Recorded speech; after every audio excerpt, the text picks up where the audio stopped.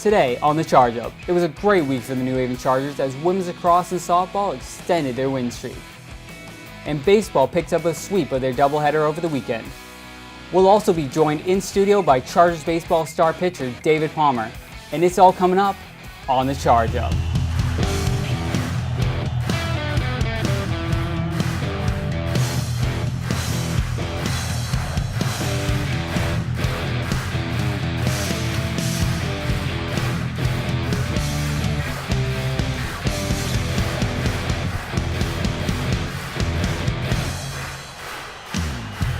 Hello and welcome to the Charge Up. I'm James Cassidy and with me today is Christy Geronimo, Devin Maida, and Eric Nybro.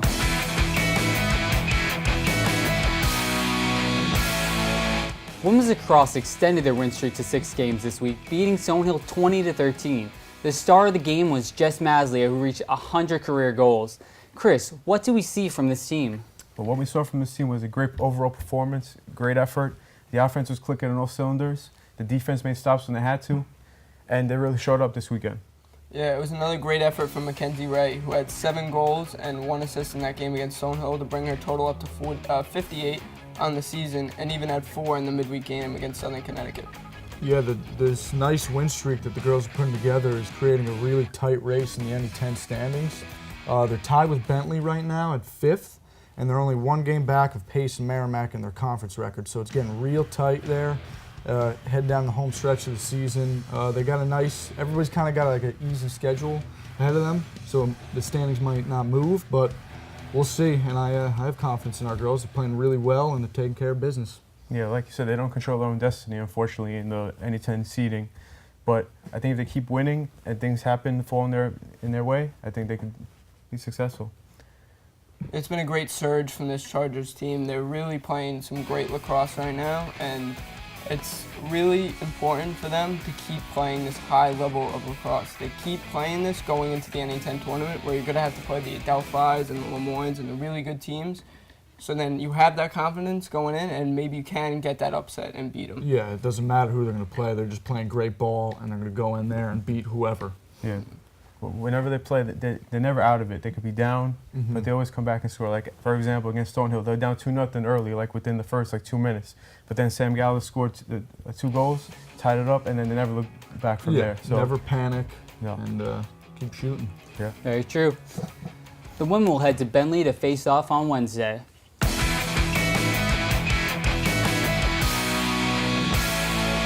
A big catalyst for Chargers baseball success has been pitcher David Palmer. He is 6-1 with an NCAA D2 leading .60 ERA. He'll look to continue this success as the team finishes out the season and enters the NE10 tournament play. Chris is hanging out with David now. Thanks, James. You lead the NE10 in ERA and you're second in wins.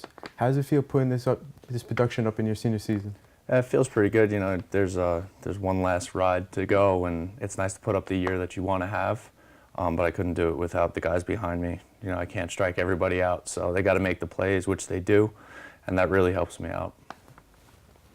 What were your expectations coming into the season, and did you expect the team to start 16-0? After last year, we expected to be pretty good. We didn't really lose that many guys, so it was kind of a hit or miss. We knew that we could win a lot of games right off the bat, but we really didn't know that it was going to be 16-0. And once we started going, we wanted to just keep going, and we made it to 16, and that was where it lasted. But it's a pretty cool feeling to be one of the better starts in Charger history. Now, did you make any adjustments to maybe your pitch grips or your wind-up coming into the season to make you have this success? I really didn't change that much. I just focused on my overall health, treating my body well and staying healthy, eating right. So that was pretty much the only difference I made in between last season and this season, was just try to do those things a little bit better. Now, in your opinion, besides yourself, who do you think was the X factor this season that really helped you get to the great start that you did? I mean, I can name a whole bunch of guys, between Keiko leading the country in the batting average for a while, and Kennedy, pitching his way on the mound. I mean, it really could be anybody on the team in the starting lineup. There's not really a single name I can pick out that say like he was a big part. Everybody does their job, and that's what makes us such a good team.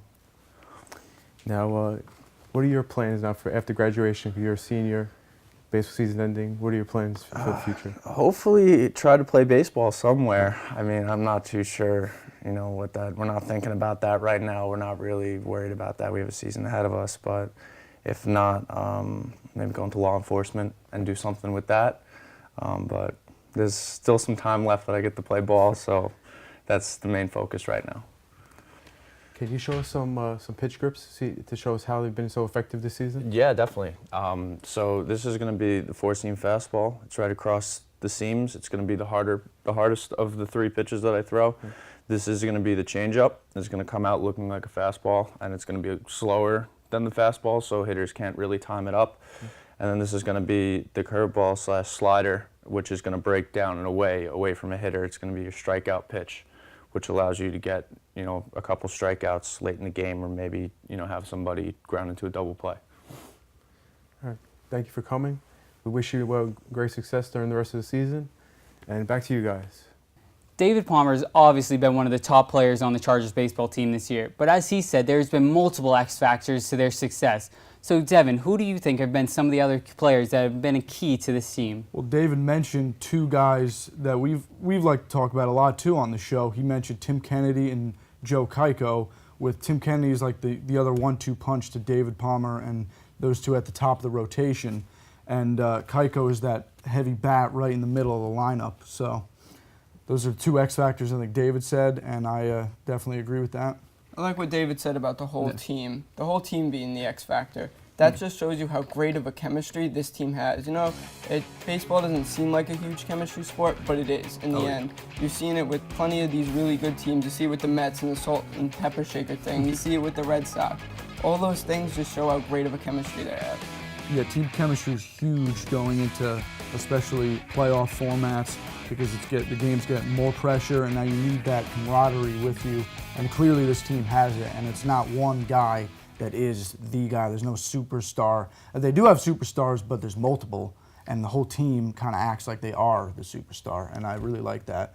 And David mentioned how he's got his three pitches. Keeps it simple, but he does a great mix of pitches. He goes with his fastball, his changeup, and then that slider with that funk, strike you out. Yeah, absolutely. You know, the slider was my go-to pitch back in the day in MLB Show 2014. But you know what? I know how dangerous that pitch can be. That could be a really dangerous pitch. And we've seen it from David Palmer all season, that's where he's been getting guys out on. Yeah, he goes off speed with you to catch you off guard after that fastball with the changeup, and then to punch you out. That funk comes, that slider, and your knees are buckled and you're out. So talking about Chargers' success this year, they got a sweep over the weekend at Caldwell. What did you guys see from the team in these doubleheader sweep? Well, Devin Damasco, by the way, good name, Devin. He had a nice solid game, went 5 innings, only gave up 3 hits, 0 earned runs, and 6 Ks, which has helped contributing to the team's overall rotation, as they're second in D2 in ERA, in all of D2. That's pretty crazy, and that's why they're winning. Yeah, it's a great stat right there. You know what I really like about this team is the depth that they have.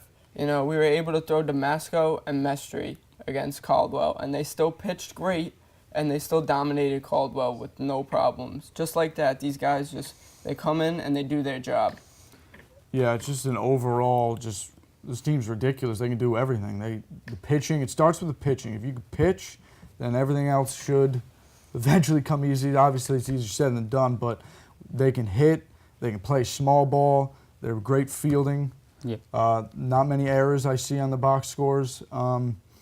It's just really good to see these guys just keep getting wins, and the depth is a really big part of that too.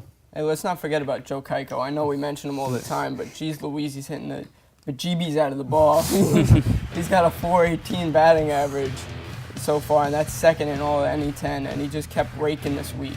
He's been absolutely incredible for this team right in the middle of the order. Just keep getting on base and let those guys behind you drive you home. Yeah, it's hard to pitch Sure. around a guy like Joe Keiko. And then even if you do, there's plenty other guys that you have to face, even like Jack Zagaja, who had 3 RBIs during one of the games yesterday. And even PJ Contreras, our catcher, had a nice a couple of hits too. So everybody can contribute each day. There really is a great balance in the lineup that just makes them so difficult to pitch against. Yeah. The Chargers will look to continue their success when they play Mercy on the road Tuesday.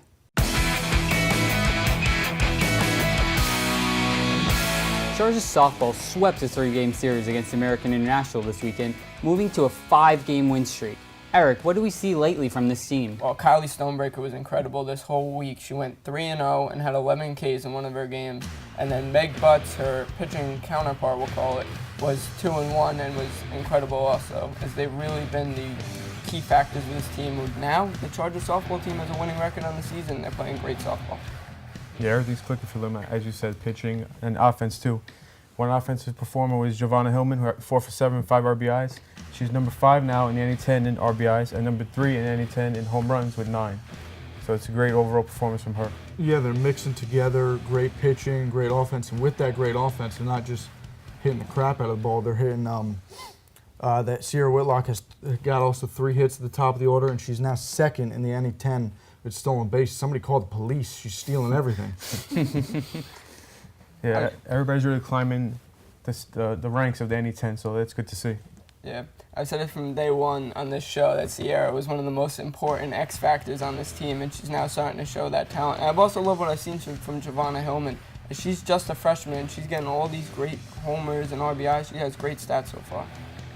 That's what you want to see from the freshmen, the youngins. They can contribute early on, and then they'll be good for the next 4 years. It's also great to see the pitching start to come around for this team. They had a rough stretch there for a little bit when they went on that Tennessee trip, but it really seems like Kylie Stonebreaker and Meg Butts have literally come right back, and as they've gone into NA10 play, have really come into their games, it seems like. Yeah, absolutely. You know, the key with Stonebreaker was keeping the walks down and keeping that control, and she even had a day where she didn't have it this week, where the walks were high. There was 5 walks. And she still won that game, and she still kept them down and helped them win. And she had 11 Ks. She's been striking out guys left and right. Yeah, overall, this time you like to watch the standings, like we said with lacrosse. In the NA10, in the Southwest Division, they're I think 5th. So with that, you want to see them climb. They have a 5-game winning streak, so hopefully they can get up there. And they don't want to see the sun go down on them.